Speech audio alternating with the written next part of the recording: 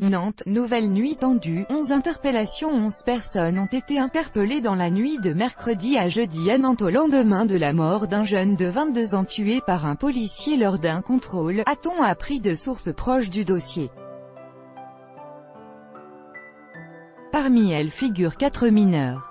La plupart ont été arrêtés dans le quartier du Bray où a été tué Loum, originaire de Garges-les-Gonesse, Val d'Oise. Ces personnes ont été arrêtées pour des affaires de violence, jets de projectiles et tentatives d'incendie, explique une source proche du dossier. Après un calme relatif en début de soirée mercredi, des départs d'incendie ont repris dans les quartiers dits « sensibles » du Bray, Bellevue, d'Hervalières et Malakoff. Toute la nuit, les forces de l'ordre ont fait face à quelques petits groupes, des bâtiments publics ont été dégradés, dont une bibliothèque, et des commerces ont été incendiés.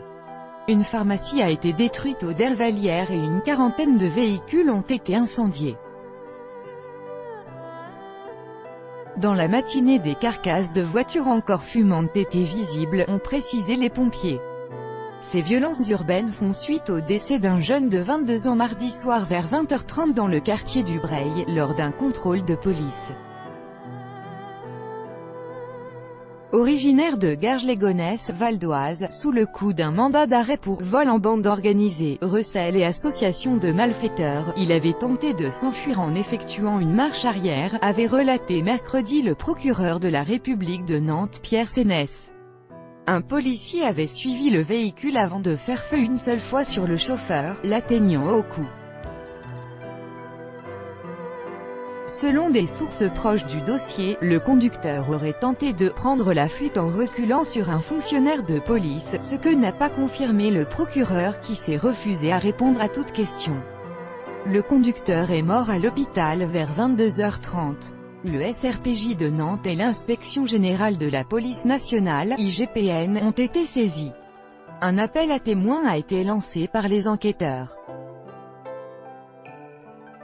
Les proches du jeune homme ont appelé au calme mercredi soir par la voix de leur avocat, avant une marche blanche prévue jeudi à 18h à Nantes.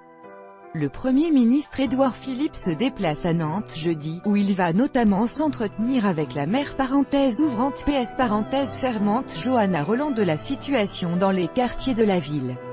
Tout droit de reproduction et de représentation réservé, copyright 2018, Agence France Presse.